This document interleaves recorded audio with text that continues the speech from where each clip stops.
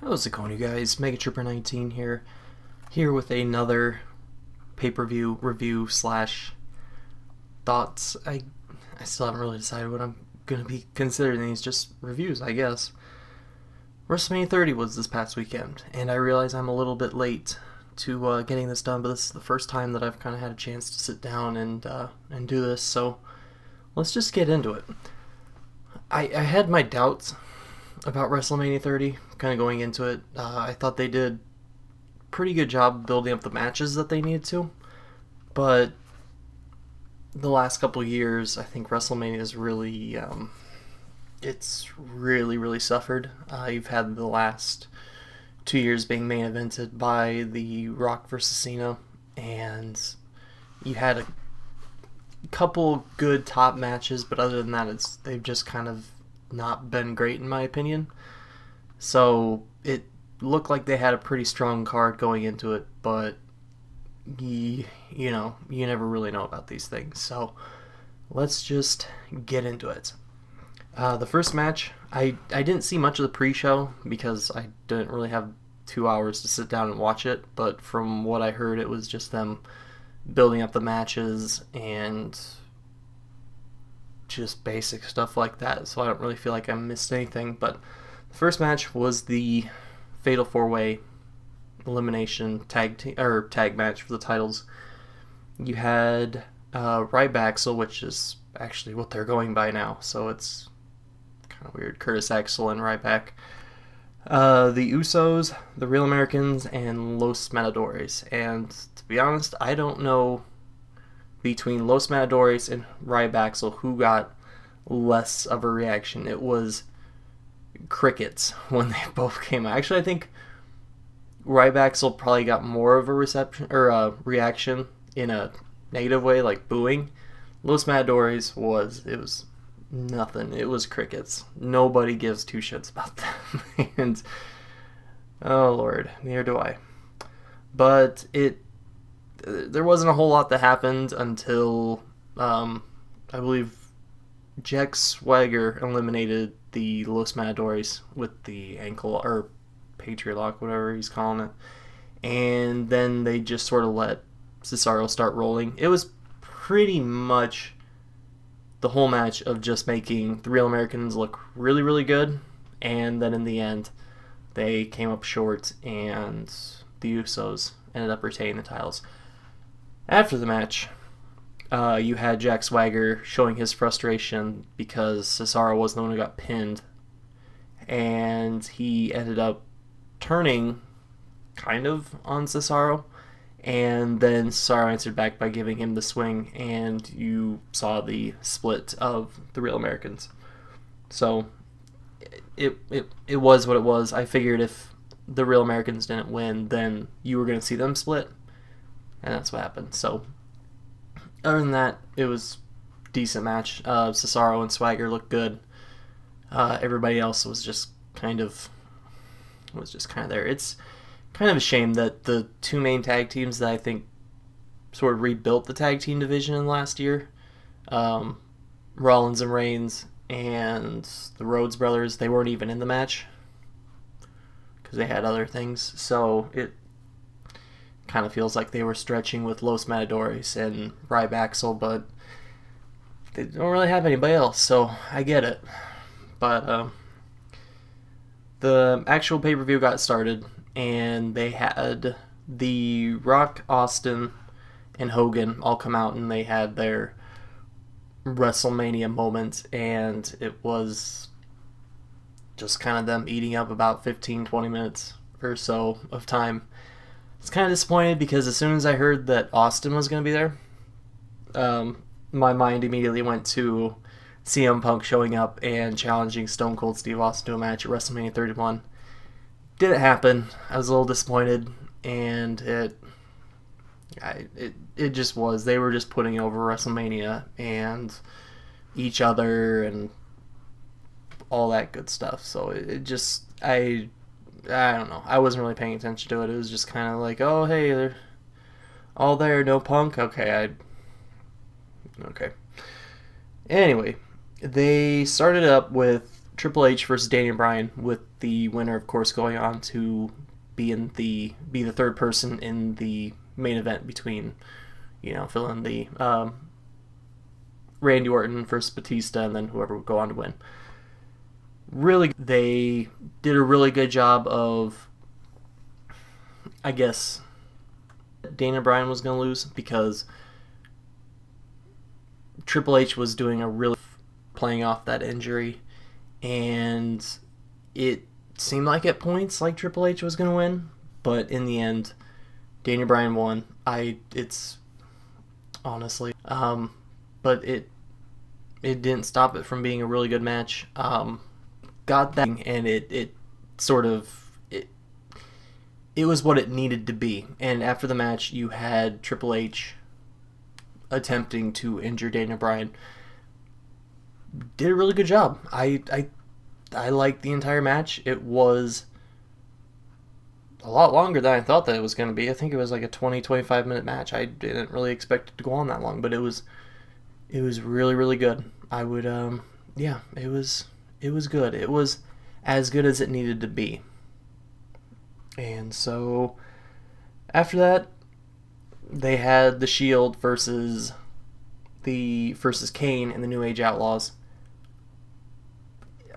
Going into it, I really felt bad for the Shield because they've been really, really doing a good job ever since they debuted, but the last year of just being absolutely dominant, and this just felt kind of like we had one plan, but now we're just kind of going with this type of a deal. Like, I feel like they had something else planned for them and just sort of switched it up probably in the last month and a half or so, and the match itself wasn't really that long, but it did a good job of making the Shield look dominant.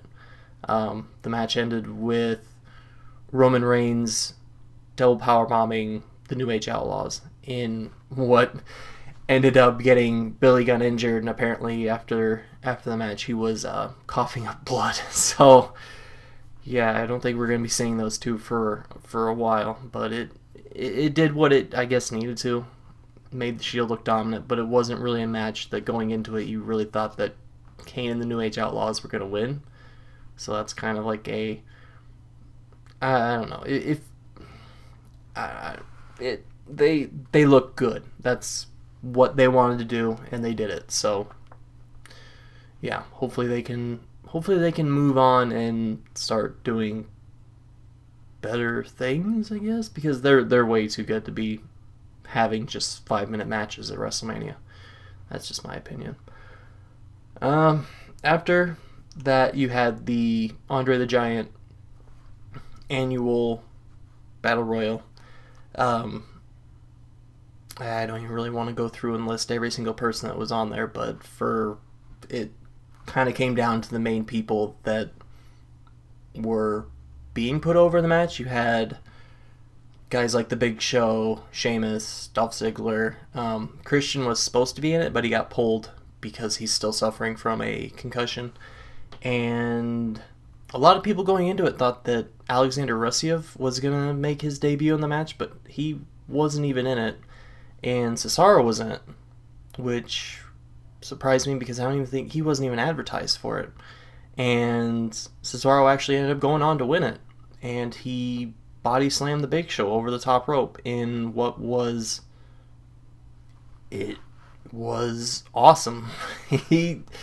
I thought that when it came down to Big Show and Cesaro, going into it, I figured that the Big Show was going to win it, and I honestly thought that maybe the Big Show, he hasn't been doing much lately, so he's getting up there in the years, and I kind of was expecting maybe him to announce that this is getting to be the home stretch of his career, maybe retiring, but Cesaro ended up winning it by slamming the Big Show over the top rope. Looked really, really, really, really awesome, and he ended up winning it. So, it surprised me because, like I said, he wasn't even advertised for it, and I'm pretty sure there ended up being 31 guys in the Battle Royal when there was only supposed to be 30, but who cares? If Cesaro gets to win it, then who really cares how many people there were in it? Moving on. After that, they had John Cena versus Bray Wyatt. And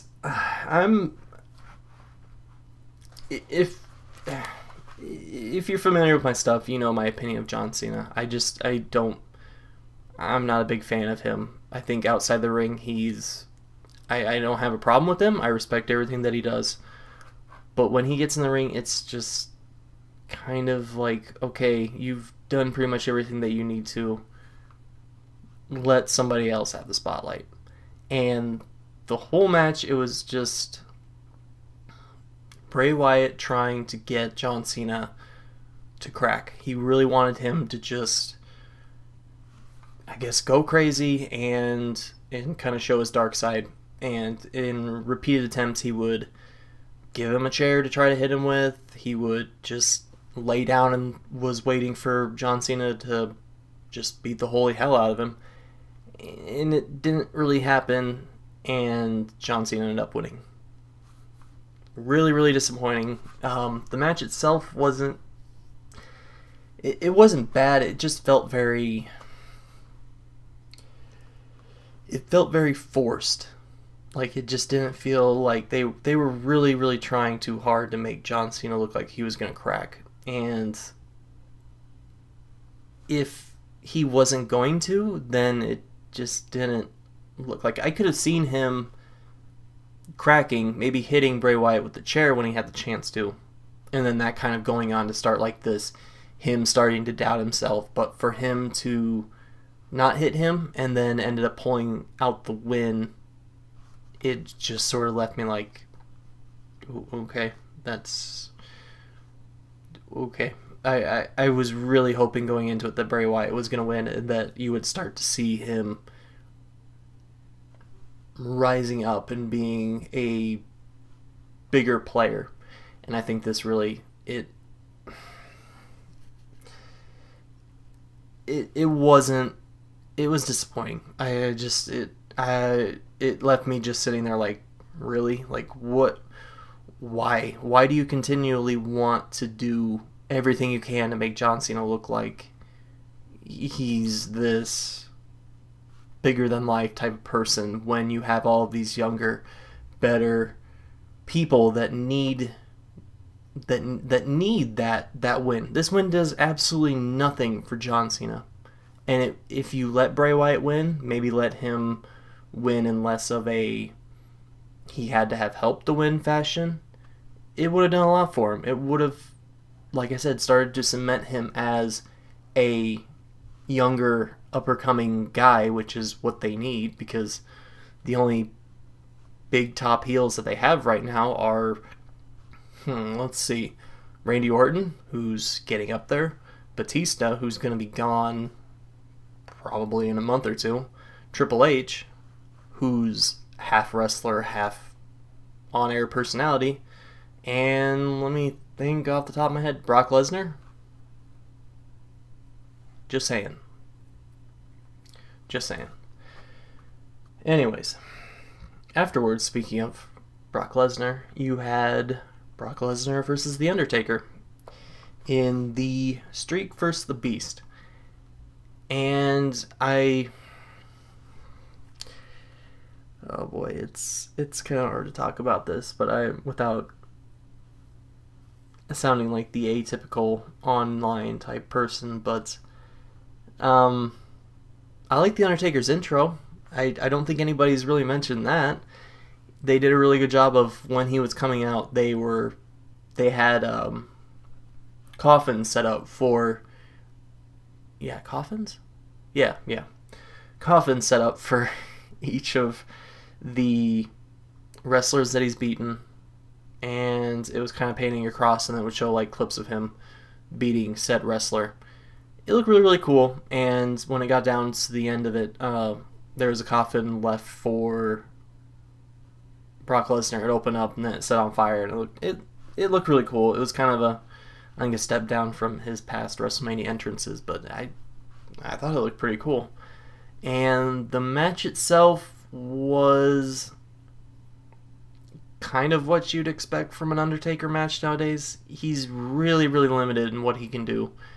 And it was really just a slow going, back and forth, at times make Brock Lesnar look like he was just going to beat the absolute shit out of The Undertaker, which he ended up doing, and after 3 F5s, ended up pinning The Undertaker, ending the streak. And I think my reaction to it was the same as just about everybody that was in that arena.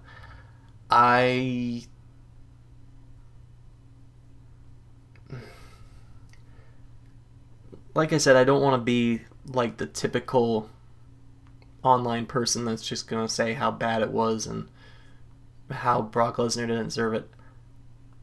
But I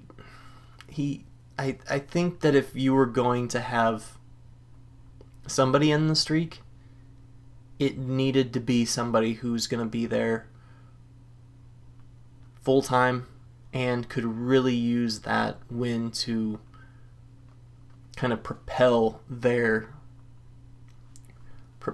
careers, or just kind of, I guess, enhance upon it, but not in like a John Cena level. Like, I don't think I'm shitting on John Cena so much because I don't like him, but I don't think somebody like a John Cena would need it. I'm thinking somebody probably like a Daniel Bryan could have used it. I would love to have seen Daniel Bryan and Undertaker at WrestleMania 31 if Undertaker had gone on to beat Brock Lesnar and was able to do another match. I would love to have seen Undertaker versus Daniel Bryan at 31. Or Undertaker versus somebody like Roman Reigns. I think he really could use it if you spent the next year kind of building him up to look like, well, like Brock Lesnar or like a Batista. Make him look like an absolute monster, and then have him go in kind of as the young gun trying to end the streak, and then let him do it. But Brock Lesnar ended the streak. I was in shock. I don't really know. Like, I'm looking back at the people who The Undertaker beat, and for it to end up kind of being cemented as Brock Lesnar ending the streak, like, you had 3 chances for Triple H to end the streak, 2 chances for Shawn Michaels to end the streak. You had CM Punk last year, who's, I would really have loved to see him end the streak, but I think he was too much of a bad guy. Like, he was too bad to win the streak, or to end the streak, if that makes sense. But you've had all these other guys who I think could have, like, deserved to end the streak more and would have been a more logical pick. But for Brock Lesnar to do it, it's just sort of, it's a bit of a head scratcher. But after the match, it ended up coming out that The Undertaker had to get rushed to the hospital. He has a concussion and probably more than that. So a lot of people are speculating that this could be the end of it for The Undertaker. If that ends up being it, it's kind of unfortunate. But like I said, I don't want to be the typical online guy just trashy on that match, because the match itself wasn't bad. Just the end result was a swerve, to say the least. It was very, very, very, very shocking. So yeah, that's all I really want to say about that. It just, I don't know. So afterwards, to kind of take the crowd down just a little bit, they had the Vicky Guerrero Divas Invitational Battle Royal. No, it wasn't even Battle Royal. Whatever you want to call that match. It was an absolute mess, like I'm sure everybody imagined it to. And I don't think to anybody's surprise, AJ ended up retaining. It was just like a throwaway I don't even remember how long it went on. I didn't really pay attention to the match, which is saying something if you can get me, who is in love with pretty much every diva that they have, to not even really pay attention to the match because I was still getting over the whole Undertaker Lesnar thing. But I'm not going to talk anymore about that. But yeah, AJ retained. It looked like she won with the Black Widow submission. It looked to me like she took I think she had Naomi in it. Yeah, and it looked like she actually took her hand and was tapping it out on the ground, and the ref didn't really see it, and it didn't look like anybody else saw it, but I was like, okay, heel thing to do. I guess that's, whatever. But maybe I was just seeing things. I don't know. Either way, it just was what it was. It was a get every diva onto the card type of deal, which they did. So, yep. And after that, they had the main event, which was Randy Orton versus Batista versus Daniel Bryan. And Daniel Bryan was pretty beat up, and he was definitely milking that injury like I predicted to. I watched it with my cousin, and I was just saying, that's what they're gonna do. They're gonna make him look even more like the underdog, and he's gonna end up snatching defeat when he needs to, and he did. It was a really good. I thought it was a really good triple threat match. It was kind of Batista and Orton beating each other up for the most part of it, and them kind of keeping Daniel Bryan out of it. And Daniel Bryan had his moments to flash and show off his offense, and for the most part though, it was Orton and Batista kind of keeping him out of it, and then just kind of focusing on each other. And there was a really cool spot towards the end of the match where Batista powerbombed Daniel Bryan through the table, and as he was going down, Randy Orton caught him in like a neck breaker, and it's kind of hard to describe, but it looked really, really cool. But on the way down, I don't know if he moved it enough, but Randy Orton came down right on top of a monitor, and it cut him up pretty bad, and it looked painful. But that kind of took Daniel Bryan out of the match for a couple minutes. They did the whole thing where they came out with a stretcher and backboard, and they were getting ready to haul him off, and then Daniel Bryan fought out of it and ended up coming back in to win the match, and he is our new WWE World Heavyweight Champion, which is, I think it was to be expected once he beat Triple H. I don't think that people would have gave two shits if Orton would have retained, or I think probably rioting would have broken out if Batista would have won it, but it was a good triple threat match. I liked it. It was definitely better than what was the last triple threat match that they had at WrestleMania. It was because didn't they have 2 years in a row where they had triple threat matches as the main event or something? I don't know. I'm getting forgetful. I thought there was one with, maybe that was 24. I don't remember. I've cared so little about WrestleManias the last couple of years. There's always been one or two good matches, then it's just kind of what it is. But overall, I liked it. I thought that it was a really good WrestleMania. It was definitely better than last year's. It was definitely better than the year before it. The people that, well, I say that, but Bray Wyatt lost. But I think aside from that, it was the people that needed to won. You had Cesaro going over in the Battle Royal, and it looks like he's going to be in line for a really good push, hopefully. And you had the Shield looking dominant. You have, AJ looking good in the match. It was just throwaway. I don't even really consider it anything, but I, you had Daniel Bryan winning the title like he needed to, and it looks like things are getting into place to where they need to, where the people that the fans are going to care about are going to be getting pushed.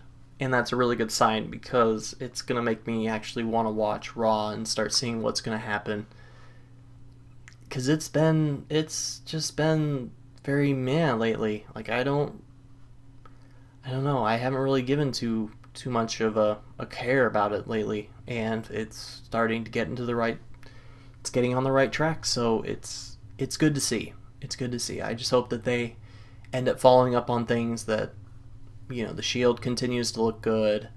They get Bray Wyatt on track. Cesaro does what he needs to do and what he can do.